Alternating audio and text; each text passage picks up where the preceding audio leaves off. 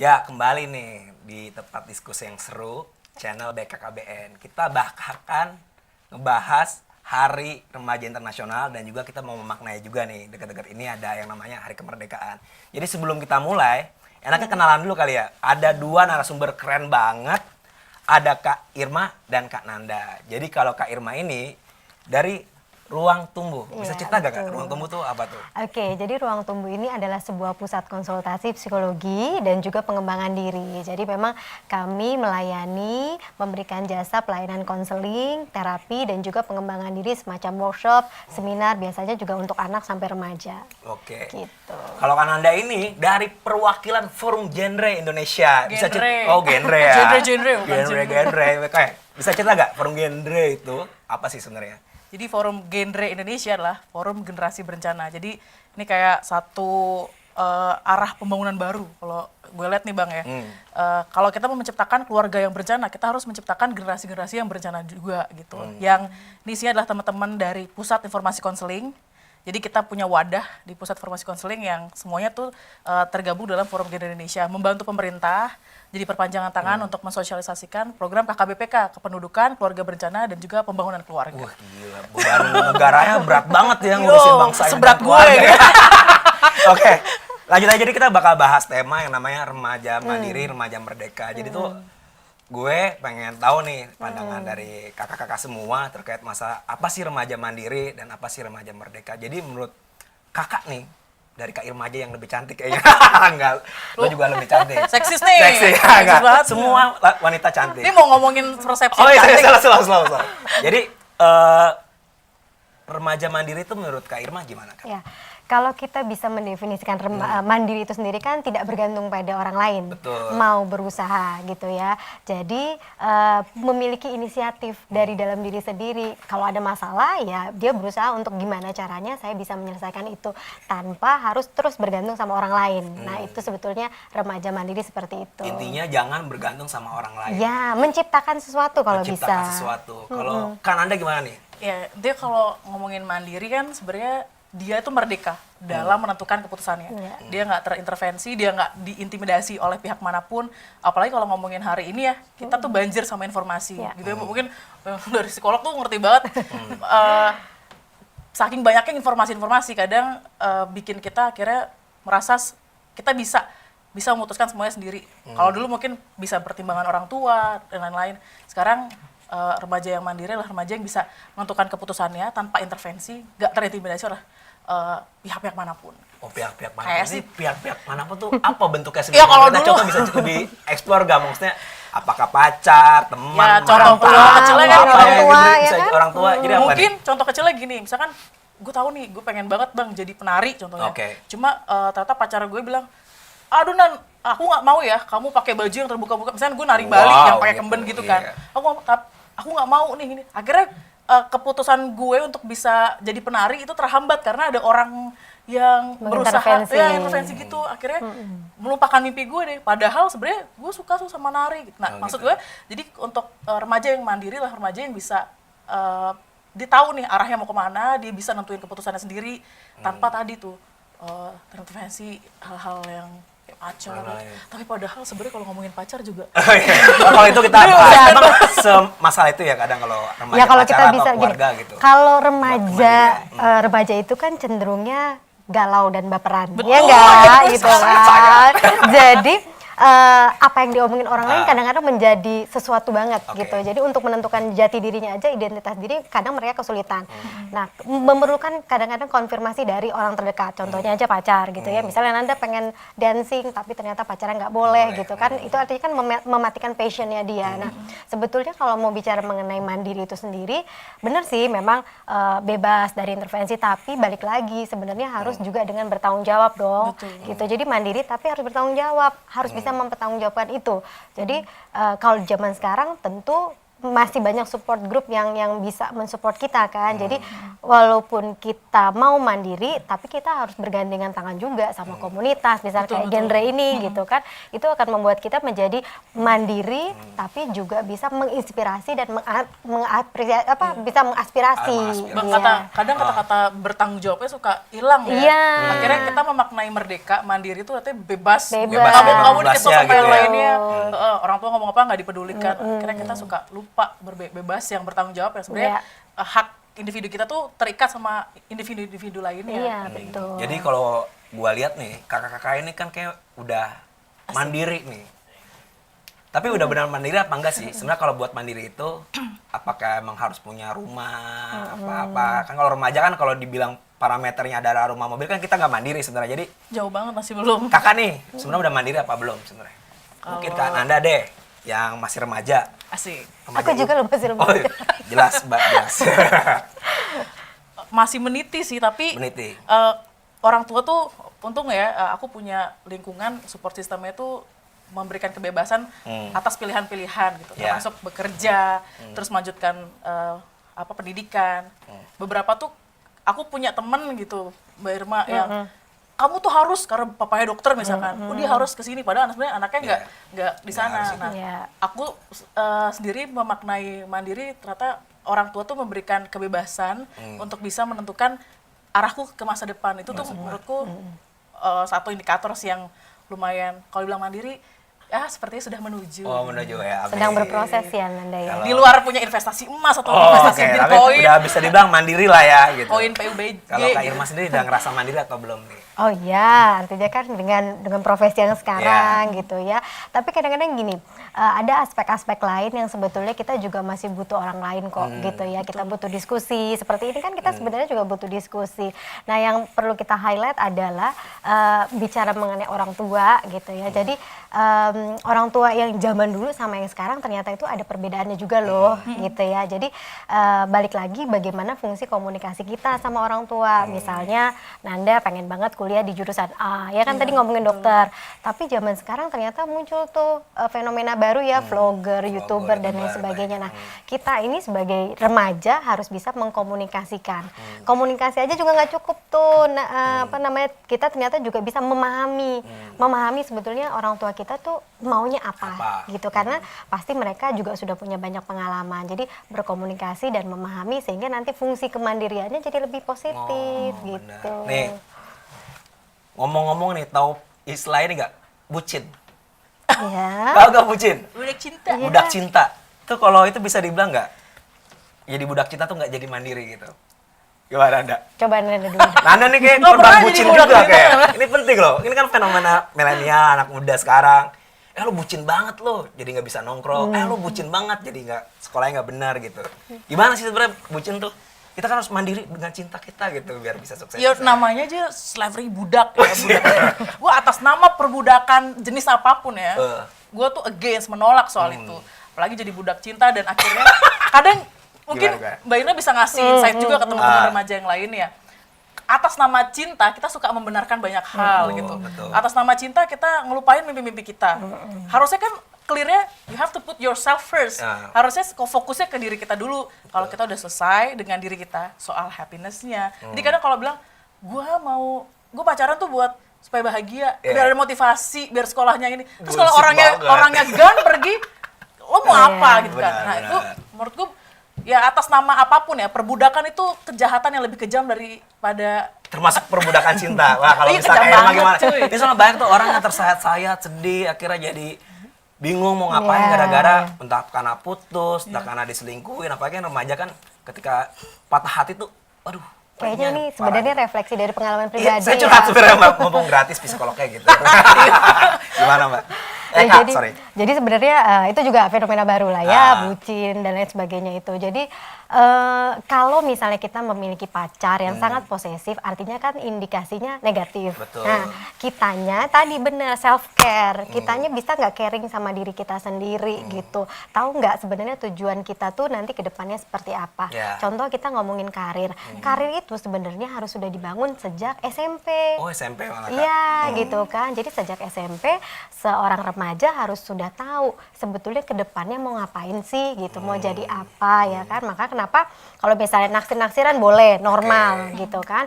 Terus punya pacar boleh, normal. Tapi pacaran yang positif yang seperti apa? Justru yang misalnya memang saling mendukung, memberikan informasi, sehingga kalaupun menjalin hubungan asmara, itu arahnya memang jelas dan positif. Jadi nggak ada tuh yang namanya budak-budak cinta, ya kan? Berarti tuh kita harus merdeka dalam bercinta. Tolak budak cinta.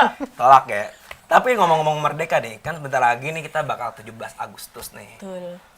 Gimana sih makna kemerdekaan bagi kakak-kakak sekalian? Mungkin dari Kak Irma deh, arti kemerdekaan. Iya, kalau kita bicara ya tadi sih sebenarnya kalau kita bicara remaja merdeka, remaja yang bisa melakukan apapun secara positif dan bertanggung jawab gitu ya di bidang apapun gitu. Jadi nggak terbatas akademik aja atau misalnya non akademik. Kalau bisa sih semuanya balance. Karena kalau balance itu membuat hidup jadi lebih seimbang, lebih nyaman dan biasanya juga secara mental lebih sejahtera kan gitu. Dan itu bisa impactnya ke orang lain misalnya. Aku bahagia pasti yang dekat dengan aku juga bahagia gitu. Jadi intinya adalah gimana kita bisa ngeblending, berkomuniti, tapi semuanya aspeknya positif gitu. Nah, gimana mungkin yang pernah jadi korban perbudakan cinta, arti kemerdekaan? Kalau gua dan generasi gua melihat kemerdekaan mungkin gini ya Bang ya, soal merdeka berpikir gitu. Merdeka atas punya pemikiran apapun dan juga kebebasan dalam membuat keputusan dan pilihan-pilihan. Itu tuh penting sih. Kemerdekaan berpikir, berserikat dan berkumpul itu satu kemewahan sih. Kalau di ketika kita bisa ada satu penelitian seru nih Bang. Jadi si Karen Arnold nih dari Boston College dia bilang dia meneliti 81 anak remaja yang lulusan unggulan gitu. Tapi nyatanya dia nggak jadi apa-apa pas sudah besar karena ternyata sekolah cuma menghadiahi mereka yang patuh tapi tidak memberikan hadiah bagi mereka yang kritis dan inovatif, punya passion. Nah, ini kayak seolah-olah tuh kita cuma dipatok sama satu sistem itu. Padahal, ya kenapa dia bisa sukses di sekolah? Karena sekolah punya sistem. Tapi negara dunia itu nggak punya sistem. Makanya mereka suka nggak survive. Dan kemerdekaan dalam berpikir, dalam bertindak, menentukan keputusannya, ini jadi hal penting buat si remaja menurut gua saat ini. Supaya dia tahu arahnya dia mau kemana. Gitu. Wih, tegas banget, tegas. Keren, keren, keren. Udah dulu, nanti kita istirahat sebentar buat ngobrol-ngobrol yang lebih seru lagi.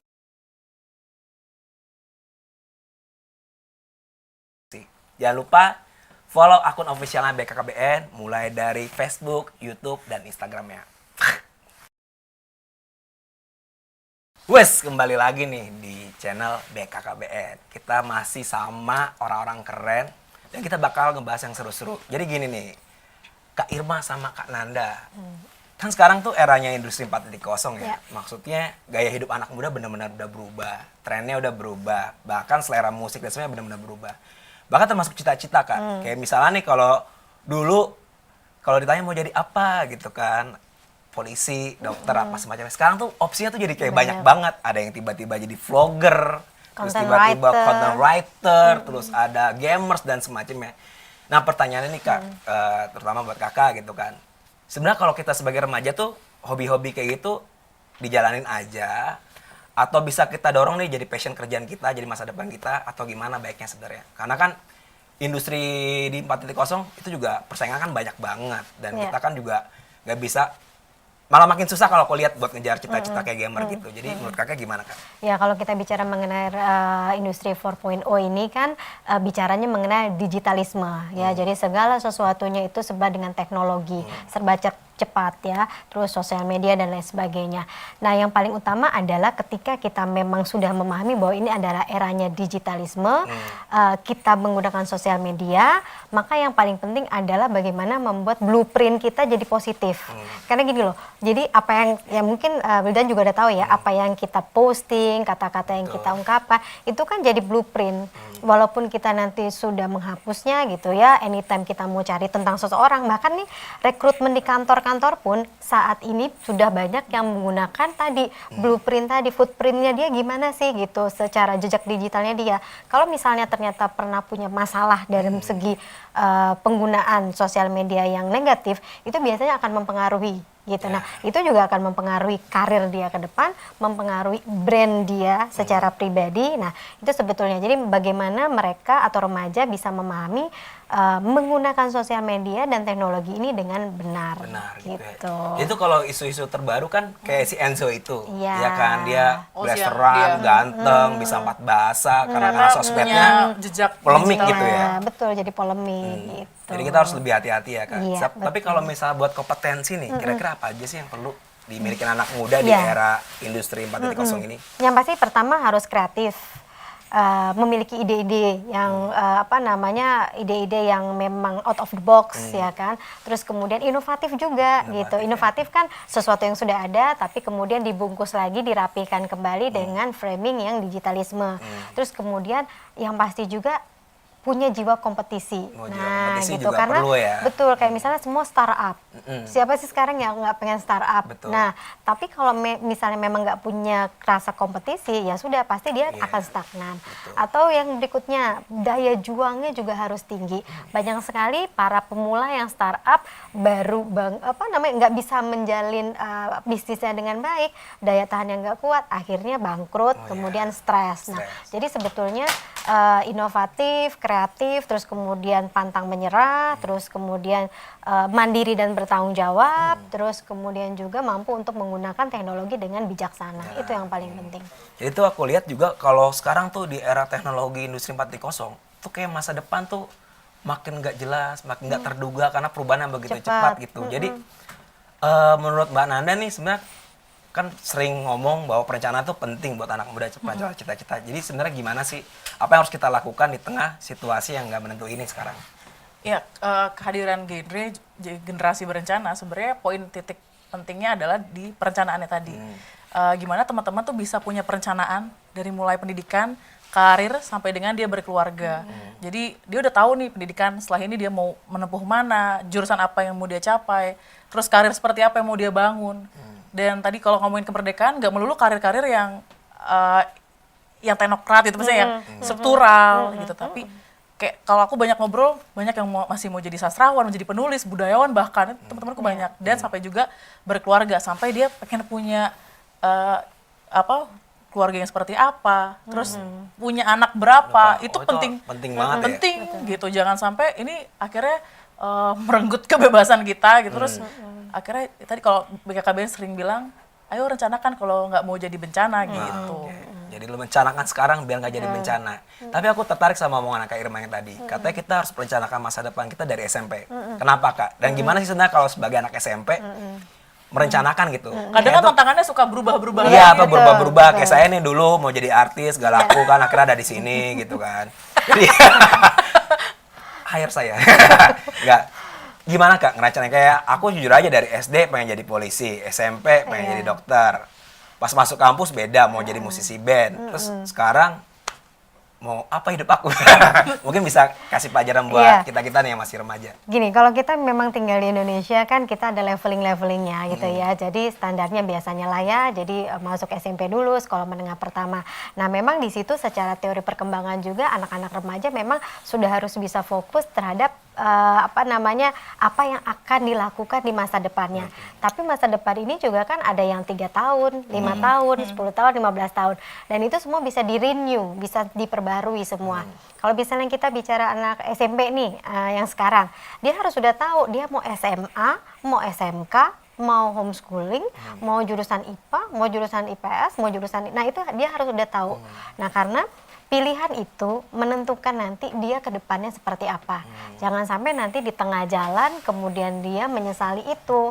Karena dia nggak berproses. Makanya kenapa guru di sekolah, orang tua, terus tokoh-tokoh, public figure, influencer itu sangat penting sekali buat mereka di saat ini untuk bisa tahu ke depannya saya mau ngapain ya gitu. Tapi kalau buat konsultasi perencanaan masa depan, baiknya kita konsultasi sama siapa sih? Pertama, memang harus sama orang dewasa yang dipercaya. Ya sudah pasti biasa orang tua ya, karena orang tua yang pastinya akan juga mendampingi mereka kesehariannya seperti apa. Kemudian kalau di sekolah ya guru ya kan. Terus kemudian kalau misalnya memiliki komunitas yang positif ya berarti dengan komunitas gitu kan. Aku tertarik sama kalau sekarang kayak fenomena baca tarot, Iya. atau kan ada tes-tes psikologi ya. Oh kamu cocoknya nih sekolah di sini berdasarkan hasil tes Oh, ada psikologi. kayak gitu ya? Ya. Biasanya gitu Kamu kalau cocok kerja di air gitu. Kayak kan dulu ya. Baca tarot, tes Iya, astrologi iya, itu iya, iya. gimana? Kalau kita sebenarnya ada yang namanya tes peminatan. Nah, tes di tes peminatan itu kita bisa memproyeksikan seorang remaja ini nanti cocoknya bergerak di bidang mana gitu. Jadi tes ini memang menjadi sangat penting karena sebagai alat bantu. Kalau nggak dilakukan gimana ya nggak apa-apa juga Iya, gitu. Jadi nggak ada keharusan. Tapi kalau misalnya masih galau, nggak tahu tujuannya mau ngapain ya, ada baiknya melakukan penelusuran terhadap diri sendiri karena itu jadi kuncinya juga. Oke, jadi ini menarik juga kayak buat remaja yang merasa masa desu, masa depan suram ke ruang tumbuh kali yang buat konsultasi. Dengar-dengar nih kan Anda sama teman-teman Forum Genre lagi bikin sudah bikin buku ya? Oh, Bisa aku cerita nggak? Ini cerita. kayak seru deh bukunya. Jadi bukunya ini namanya 28 Days Challenge Gen Revolution Berteman. Itu isinya apa aja tuh? Jadi ini tuh awalnya di challenge, isinya adalah challenge. Pastinya tantangan sekalian. Jadi buku ini cita-citanya sih bakal jadi buku sakunya remaja. Oke, ini remaja di mana nih? Di Indonesia, Indonesia apa di, dulu di sih. Indonesia? Tapi prospeknya ke dunia juga ya? Karena gini ceritanya, dulu tuh presiden tuh lagi cari. Sebenarnya kalau kita masyarakat Indonesia, kalau ditanya karakternya apa sih gitu. Akhirnya setelah kajian panjang Kemenko PMK itu keluar ada 5 karakter masyarakat Indonesia. Itu dia bersih, tertib, mandiri, bersatu, dan melayani. Terus kita di-challenge, bisa nggak nih teman-teman genre membantu menginternalisasikan 5 karakter ini ke dalam keluarga-keluarga di Indonesia lewat teman-teman remaja. Waktu itu kita coba, karena 5 karakter ini belum ada indikatornya. Kami, teman-teman genre Indonesia, mencoba menurunkan karakter ini ke dalam indikator-indikator. Jadi waktu itu kita merasa yang jadi prioritas urgent buat kita implementasiin adalah bersatu, bersih, tertib, dan mandirinya. Akhirnya muncullah berteman ini. Jadi kalau ditanya nanti masyarakat Indonesia tuh gimana karakternya remajanya? Dia bersih, tertib, mandiri, dan dia genre. Oke. Dia bisa merencanakan kehidupannya, karirnya, berkeluarga kayak gitu. Jadi ini seru banget karena di dalamnya banyak banget. Nanti mau Kegiatannya. di launching lah. Oh, launching di mana nih? Ikut dong. Ini nanti launchingnya di mana? Launchingnya nanti makanya ini di subscribe, di like, dan ikutin terus. Subscribe, like, and follow akun. Akunnya @genre_Indonesia dan juga @bkkbn_official ya. Official. Dan ikutin terus aja channelnya. Jadi Ini ntar pasti kalau- bakal ada launching ya? pasti, dan mudah-mudahan bisa dibagikan ke teman-teman remaja Indonesia. Tapi didengar-dengar katanya testimoninya banyak dari tokoh-tokoh ya? Iya dong, ini Siapa aja seru-seru. sih? Ada Mas Dito, Aryo Tejo. Nih seru banget orangnya. Terus Kata Ahmad Zaki juga komen di situ ya? iya dong, Ahmad ada Zaki Bukalapak ya? lucu banget ya, ada Ahmad Zaki, ada Wiranegara, bahkan ada siapa? Ari Kriting. Wih, Ikutan gila. udah Ini testimoni berarti di sini. buku penting banget buat penting remaja banget, ya? penting banget. Makanya harus dimiliki sih, karena Miliki. isinya bahkan sampai buku-buku apa yang harus dibaca, film apa yang harus tonton sebelum kita mati gitu. Kayak serem banget. sebelum jadi tua lah. Oh ya, sebelum ya itu, Mas. Sebelum memasuki umur 24 tahun. Nah, terus kalau misalnya anak remaja kepo sama buku ini, Ah. nyari di mana, dibeli apa, ntar di-download atau apa sih? ntar? Sebenarnya kalau yang soft copy-nya sih udah Udah ada. ada. Bisa akses ke teman-teman di @genre_Indonesia. Cuma enaknya sih hard copy karena ini akan jadi workbook, buku challenge. Ini bisa dikerjain. Oke, diary gitu ya. enaknya Dear sih. diary, aku mau Betul. curhat gitu ya. Oke, ini kan berarti buku yang mencoba untuk Iya. mengembangkan keterampilan dan mental remaja. Nah, buat Kak Irma nih, sebenarnya agar remaja itu menjadi remaja yang cerdas, ceria, dan apa, Neng? Sehat, cerdas, ceria. Sehat, cerdas, ceria kalau dari genre. Itu Iya. gimana tuh? Ya, yang pertama sih secara fisik olahraga dong. Olahraga. Itu Wah, harus. gila, udah jangan olahraga Olahraga nih. itu sebetulnya melepaskan energi negatif. Oh, ya gitu. kan? Itu menimbulkan hormon kebahagiaan. Jadi olahraga tuh penting ya buat Olahraga itu? penting gitu. Jadi Buat ngumpain mantan atau... Sehari gitu, Pak. Gimana, Pak? Sehari pas seminggu gitu. sehari ya 15 menit 15 30 menit. menit Oh, itu yang cukup penting tuh. ada aktivitas Yang fisik aktivitas. itu penting ya gitu. Terus yang kemudian berkesenian ya Oh, kan, berkesenian juga. Jadi apapun itu bentuk keseniannya itu silahkan saja. Ini sebenarnya juga bisa jadi ajang untuk berkesenian, karena kan workbook gitu ya. Jadi beberapa anak yang sangat visual biasanya sangat menyenangi detail gitu ya. Nanti akan digambar dan lain sebagainya. Itu bagus banget gitu. Terus kemudian berdampinganlah dengan komunitas yang positif gitu. Either itu ya organisasi seperti ini gitu kan, komunitas olahraga, musik dan lain sebagainya, itu penting sekali untuk bisa membuat kita wawasannya makin berkembang ya. Terus kemudian juga ya jangan takut untuk mencoba sih gitu kan, karena mengasah kecerdasan itu udah pasti harus dicoba dulu, baru kita ada evaluasi terhadap diri. Nanti besok ulangin lagi. Nah itu bisa mengasah kecerdasan gitu. Jangan lupa baca buku juga ya. Hari begini ya, jangan cuma sosial media aja yang dibaca ya. Kita baca buku novel, kita sekarang baca. Nah, tapi juga ngomong-ngomong juga kan sekarang masuk ke era bonus demografi ya. Maksudnya anak muda banyak dan tantangannya juga banyak. Berarti kan persaingan juga banyak itu. Kan tadi udah sedikit dibilang ya kita harus lebih siap bersaing, terus kita harus siap lebih mandiri dan semacamnya.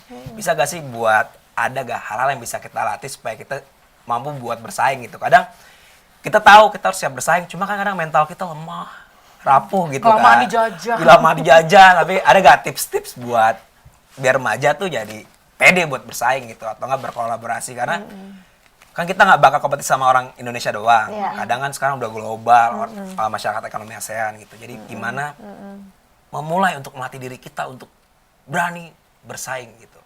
Gimana Ya, Kak Emma? kalau saya sih menganggapnya gini, karena kita nanti persaingan tambah ketat, maka yang harus dimaksimalkan adalah skill sih sebenarnya gitu. Jadi punya keterampilan yang dikuasai, apapun itu bidangnya. Jadi kalau misalnya kita ingin berkembang, kalau kita nggak punya keterampilan ya sudah otomatis kan pasti kita nggak bisa berkompetisi kan gitu. Jadi kuasai dulu apapun itu jenisnya, kemudian mantapkan hati, terus cari komunitas. Balik lagi nih, karena memang kita perlu komunitas gitu. Jadi Karena komunitas itu yang bakal ngebangin iya, kita gitu ya. kan. Bahkan kalau misalnya ingin berbisnis pun, ingin jadi YouTuber, ingin jadi vlogger, content writer, kita kan harus belajar juga sama orang yang memang sudah benar-benar ahli di bidang tersebut gitu. Terus kemudian kalau gagal ya ulangin lagi gitu kan. Pasti kan kita pernah baca ya kisah-kisah inspiratif orang yang berhasil sekarang itu karena sebelumnya banyak sekali kegagalan-kegagalan. Terus kalau misalnya ada perasaan tidak nyaman, tidak enak, terus kemudian ingin ngobrol, ya ngobrol lah gitu. ya. Karena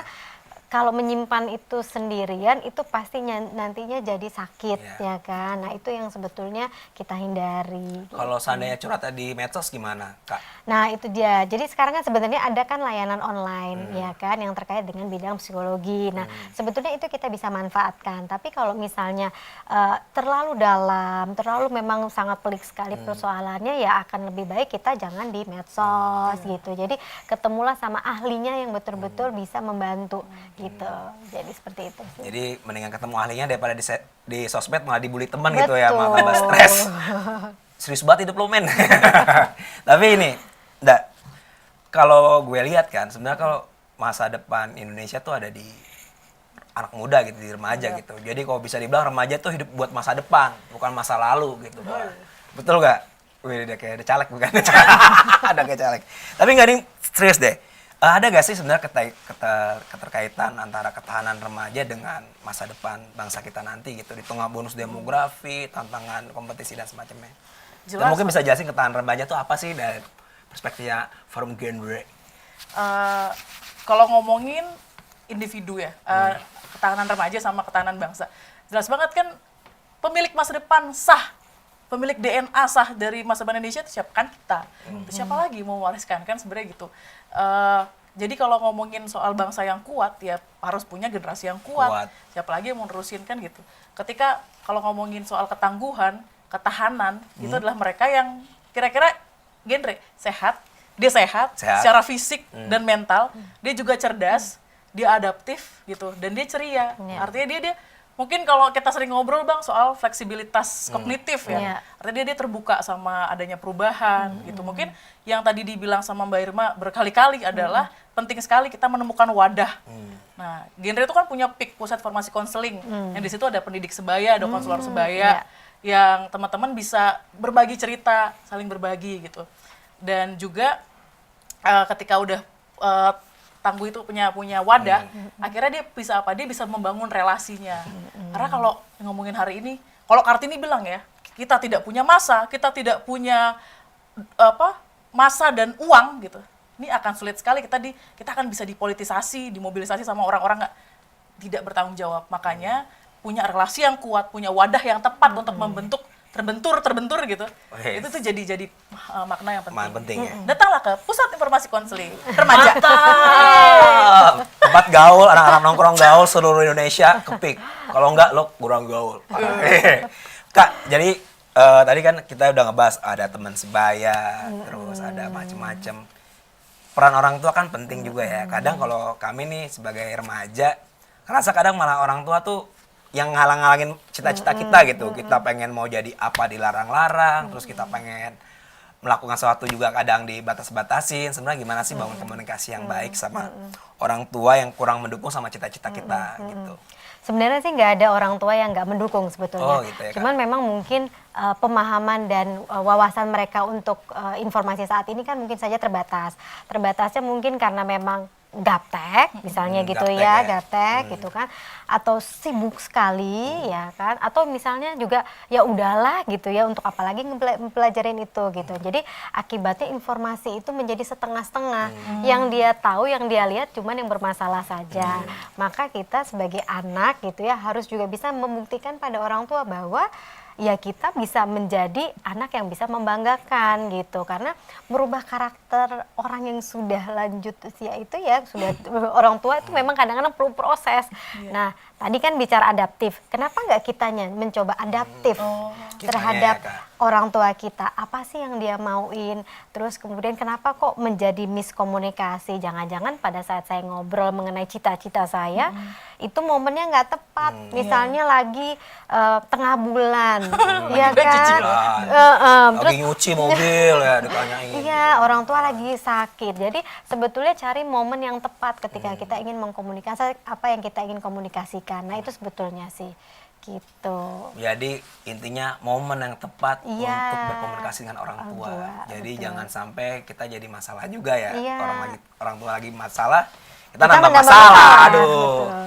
Udah kayak obrolan seru kita udah selesai. Semoga para budak cinta merayakan hari kemerdekaan nanti dengan merdeka dan mulai merencanakan masa depannya. Dan untuk di Hari Remaja Internasional ini, semoga anak-anak remaja Indonesia tetap apa Mbak Nanda?